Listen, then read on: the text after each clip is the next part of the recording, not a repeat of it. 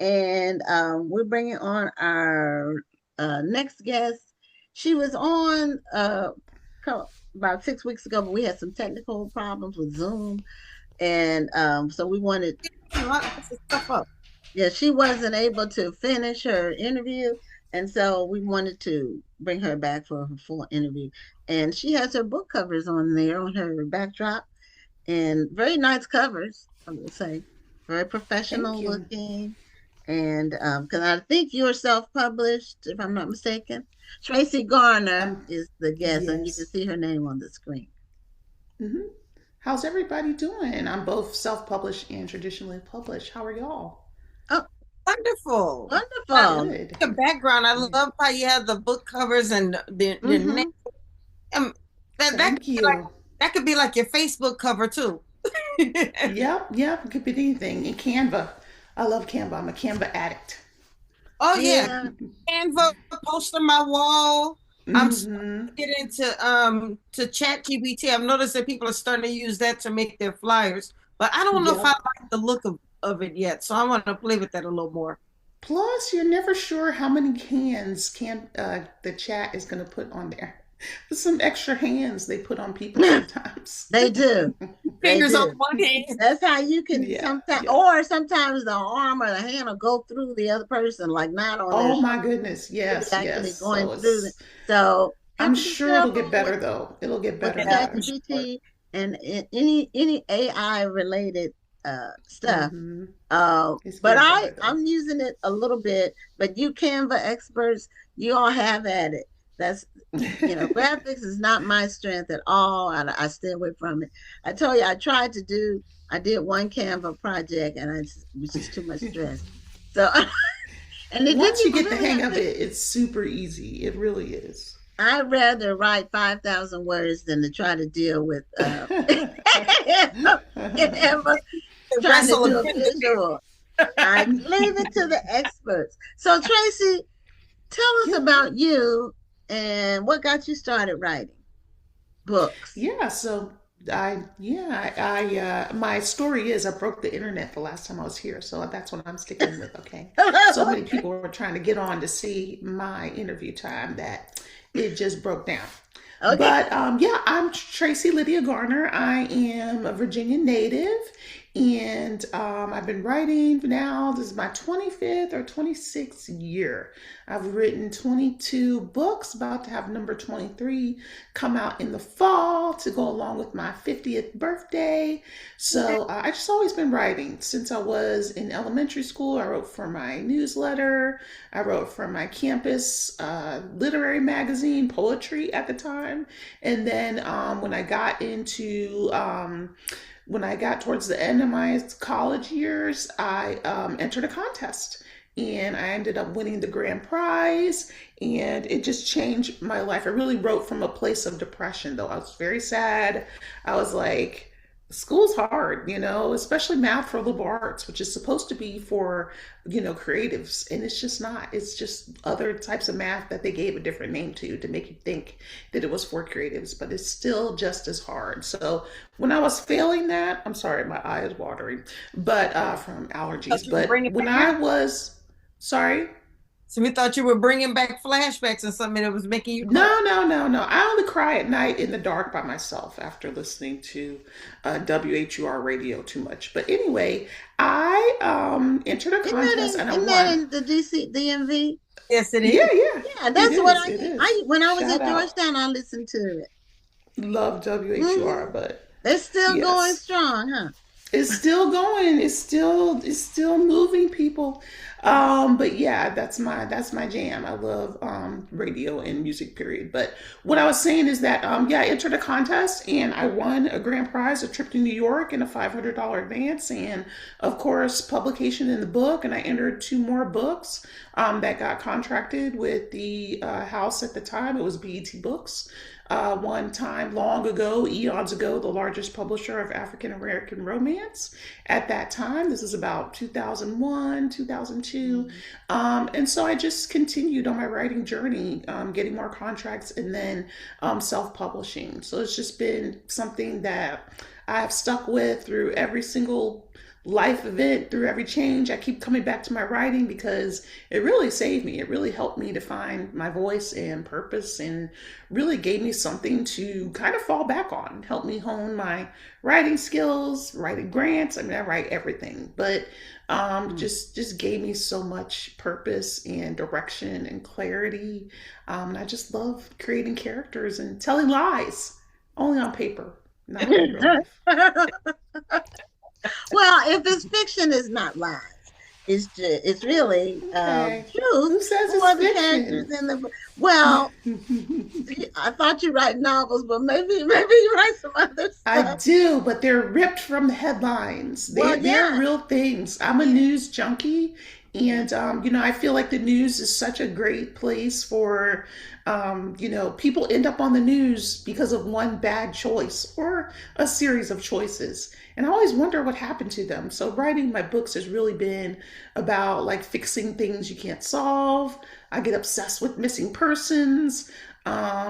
So I just think about things and characters. We're all characters really, but the choices we make kind of end up in my tales, and they stem from real truth. But I'm hoping to become a true crime writer one day. I don't know if I can handle it. If I can stay awake long enough and not fall asleep and have nightmares, maybe I'll be a true crime writer. But I love stories and hearing about people and things that they've done, and sometimes poor choices they make, which all my characters make poor choices, but they triumph in the end and they get it together. There you go. Okay, so that's your formula of sort of the what you start with when you when you have your Inspiration. Yeah. premise for your story. Um, Yeah. a character that has makes poor choices, and that's um, you know, that's something that we can see in people, you know, around us in our lives Mm-hmm. where you can see them making poor choices, or sometimes you tell them, look, that's not a good choice, but they don't listen. They think they know, they already know, and you tell them that because you've seen it happen to someone, not necessarily Right. yourself. You've seen the end result from other people, so you don't have Mm-hmm. to experience everything to know how things are going to come out. Some things lead to other things. True, true. And So that's what you get to tell in yeah, in my stories. Trying to how do they find their way out of some of the situations they created. And sometimes you get pulled along. It's not always your fault. You didn't make the choice, but you kind of was with the wrong people and you don't quite know that sometimes. So sometimes you're along for the ride to no fault of your own. And you have to get out of that too. Bad relationships. You didn't know he was crazy when you met him. He looked pretty good, but things happen, and you have to come out of that. And I love telling about how people evolve and grow, and a little bit of inspiration too, how people deal with their faith and reality and things, and triumph in the end. yeah, I think Cray Cray shows up pretty early, but maybe some people like say that. Well, that can be. It's like unbelievable. It's incredible, but it shows up pretty early, and it kind of takes you aback, and then you're like, whoa, whoa, what was that about? Um, Hmm. so you have to just be discerning. That's where discernment comes in. But now you write in the romance genre. This Romantic on the suspense. screen looks like Yes. it's a suspense. Is it a romantic Mm-hmm. suspense or more like a Yeah, right. mystery? Romantic suspense. Yes. A little Okay. bit of also who done it. There's a little bit of everything, but I love car chases and things blowing up and people trying to kill you. All of that really resonates with me. I love writing about some excitement.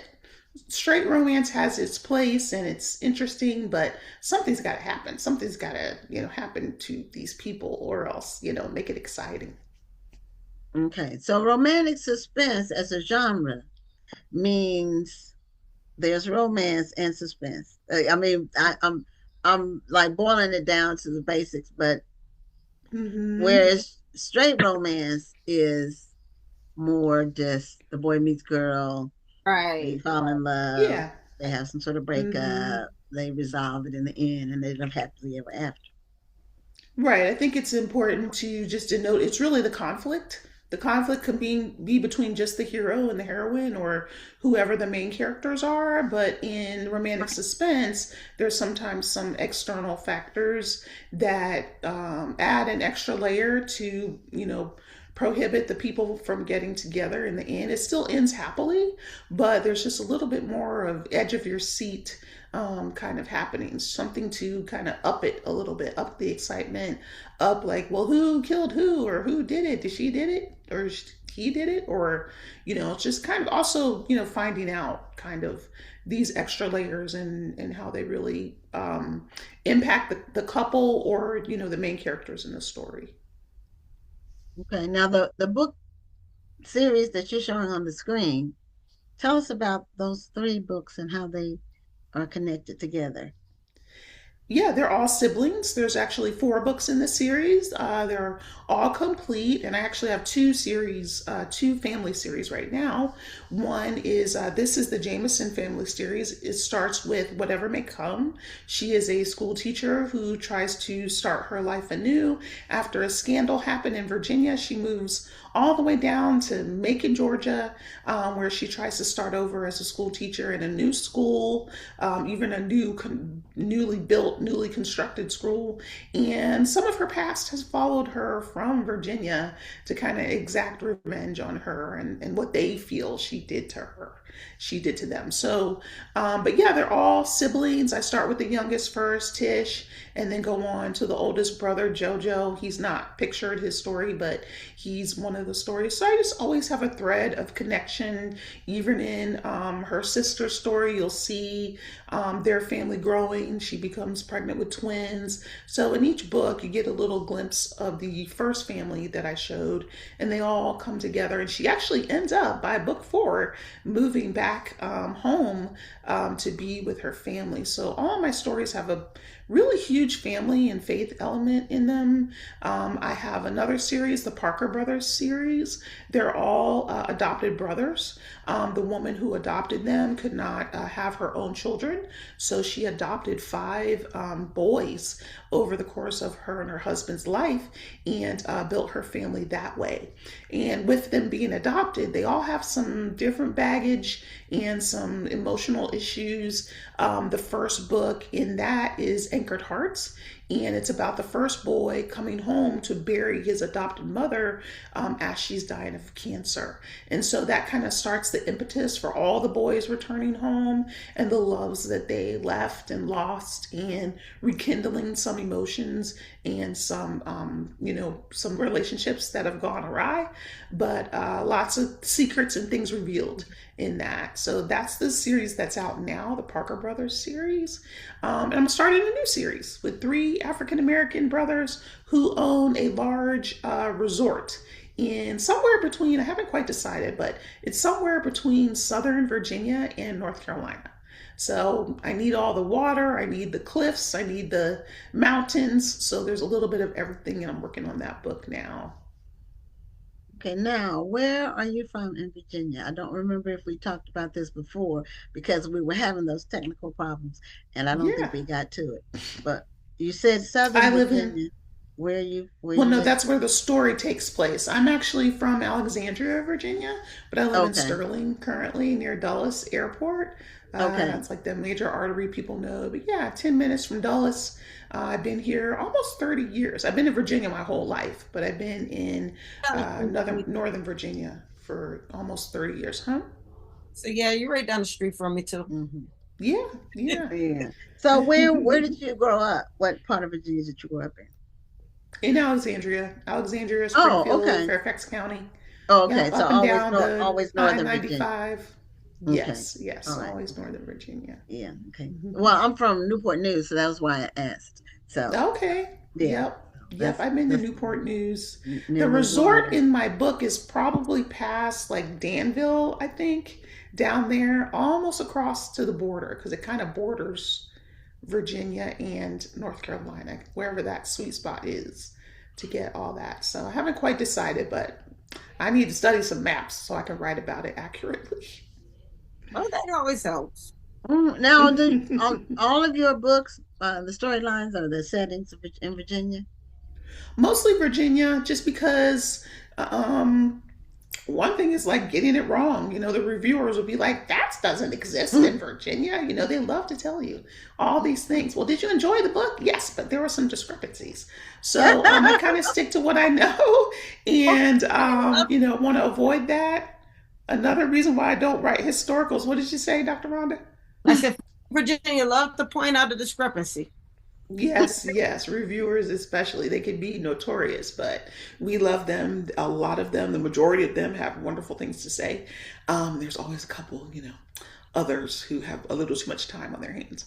But for the most part, it's been great reviews. But yeah, I love talking about, there's so much scandal in the DC metro area. There's just so much material. So, that's the other thing. And I do think about branching out. I would love to write about settings in other countries, but again, it's just, there's so much here. It's rich. It's really rich everywhere. You're really only limited by your imagination of what you want to tell. But yeah, so Virginia's been it, but also southern states and other things that I've traveled to and been overseas to once, and just haven't really branched out because there's just enough. And I actually don't focus a lot on setting in my story. It's always a city setting because there's just a lot to work with. But except for Macon, Georgia, there was a small town that I actually got the newspaper from locally, and a nurse wrote me from Macon, Georgia, saying nobody ever talks about our town. I was like, well, great. So that was kind of fun. So yeah, I should definitely branch out and write about more places. But this is where it's at. The DMV, as far as I'm concerned, there's always something to write about. So I got there's all lots kinds of of material. action and activity there, and Everywhere, Rhonda lives really. there, so she'll attest to that. And when I was there eons ago, so it's not the same as when I was there. Hmm. But I had someone read my book. I think it was a book club, so I think it was on a Zoom. I don't remember, Hmm. but um, she made a reference to something I had in my book, and she said it wasn't true, and it was true. So she in my book, the couple, there was two couples that were friends. They played spades on the weekends, Hmm. and part of the conversation was that she was going to run a Boston.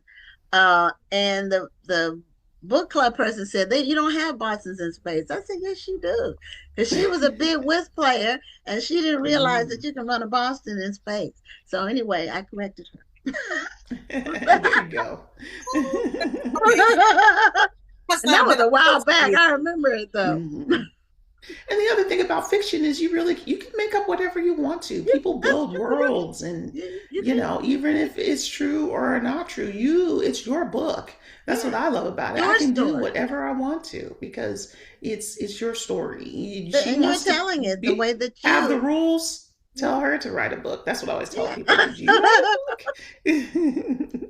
That usually kind of gets them like, no, I didn't write. You should try it. It's harder than you think, but yeah, it's all fun. People just love to tell you about any things that you missed, or it should be like this or that, and haven't actually attempted, this craft. It's not always easy. No. Well, sometimes they'll tell you a line of thinking that they had based on your storyline Hmm. that you never thought of.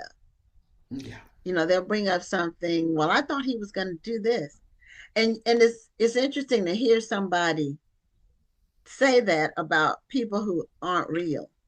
Hmm. Hmm. You know, Yes, yes. so We all remember the Little Mermaid, and people I having issue with speak up that. for fellow readers because as movie watchers, we do the same thing when we're watching a Of movie. course. And Yeah. being a soldier, when I'm watching a movie that's let's say a military movie, and Hmm. they do something that I know for a fact that we would not do in the army, it goes through me. Or when Hmm. I watch a movie or I read a book that takes place in New Orleans, and instead of leaning on fact, they lean on the stereotype. It goes through me. It does Hmm. something to me. So I can Hmm. understand when people point out certain things. It's not that Right. they're trying to write the book for you, or that Hmm. we're trying to write the movie for somebody. It's just that sometimes we're like, that's not how it would really be. And so I can kind of understand sometimes why some people Yeah. would do certain things. Now, it doesn't mean that I'm going to write the director and tell them that Hmm. they did a bad job.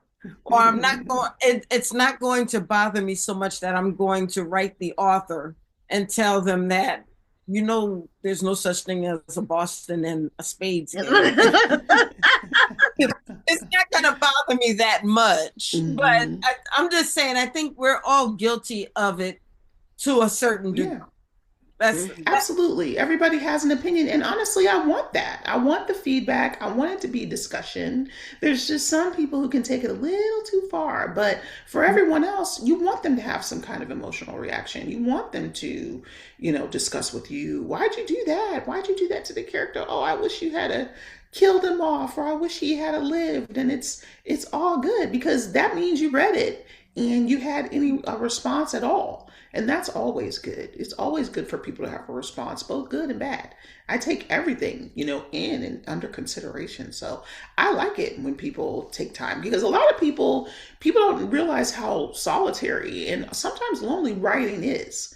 And so to absolutely get right. feedback from somebody who read your book or took the time, whether they liked it or hated it, I'm still happy over both of those reactions because He you took the read. time out and you spent your money on the book and whatever you had, that's good. That's a good discussion. Let's talk about it, and it just provides something for us to have discourse about. So I like that. It doesn't deter me. I'm still going to. And the other thing is that some authors, after one book or two books, they kind of throw in the towel. And so I'm dedicated to I've written 22 books. Like I'm obviously here for the long haul. Nothing will deter me from writing my books. I can have all the bad reviews in the world. I write for me because I love it and it just brings me joy. So whatever anybody can say won't deter me. But the people that are deterred are the ones who aren't committed or they had a bad book or they thought they'd be rich instantaneously after one hit. And it just doesn't work that way. You have to really be dedicated to the craft and to taking all good and bad things that go along with that. Mm-hmm. Yeah, and people have to realize when you're a writer and you write books that your work outlives you. Mm-hmm. It does. Like, yeah, it could be, I could get a book deal, posthumously. I would hate that. It would be sad, but my family would be happy and taken care of, right? Get picked up on Netflix. But yeah, it happens all the time. So many Yeah, writers died and didn't become famous until after they died. They were yeah. Eric not Jerome popular. Dickey's book is being made into a Netflix. Yes, I actually Is posted it a that movie or a on my series? Facebook. It's a Do you know? I'm not sure, but Okay. I did see that. I posted it on my Mhm. Facebook page when it first came out. But I mean, everybody, even Shakespeare, people, Yeah, artists and thinkers, they were not popular while they were living often. People thought Shakespeare wrote trash and they didn't understand it. And now it's read, in millions 500 of years public later. schools. So it's amazing. And that's another thing is that it's going to outlive everything, so you Yeah. never know. Hmm. Yeah. Have a classic. So, um, what is the main thing? Like when people read a Tracy Garner book, what do you want them coming away with in terms of um, your message or your Hmm. content? Yeah, I just want them to be uplifted to see that, my characters made mistakes just like they might have made in their own life and to be uplifted and inspired and have faith. I talk about God very subtly in my books, but it's there, to either draw, nearer to their relationship with God and see people having trouble with their faith and maybe some of them out there in the world doing wrong. One of the brothers, the reason why there's only 4 books for 5 adopted brothers is because one of them goes to jail. Now, I'm not writing a book about him, but you see how 4 of them made it and became really upstanding and successful African American men, and you see one who was led astray. and was actually severely injured in jail in the book four. That's the last book of that series. And so you get, it's a cautionary tale about choices, and hopefully people can see themselves reflected in my stories. Things end happily, but not without struggle and not without adversity, because that's what life is. It's a real big struggle, and you have to fight to the end. Life is a battle. And so I give my characters battles, but I want people to be happy at the end, not throw my book, across the room like, what is that, So I want them to enjoy it and hopefully get some inspiration and just be entertained as well. Be entertained, but be inspired. Okay. Well, Tracee, thank you so much for being a guest on the show. I'm Thank you. grateful we didn't have any tech issues. It's rare. Yay. It's rare that we have, but that was one off. So we really appreciate you being a guest. Congratulations on your 20 plus books, and Thank you. congratulations on another 20 if you keep Hope writing, so. like you said. All right. Y'all take care. Thank you for having me. Thank you Okay. for Have a great night. You too.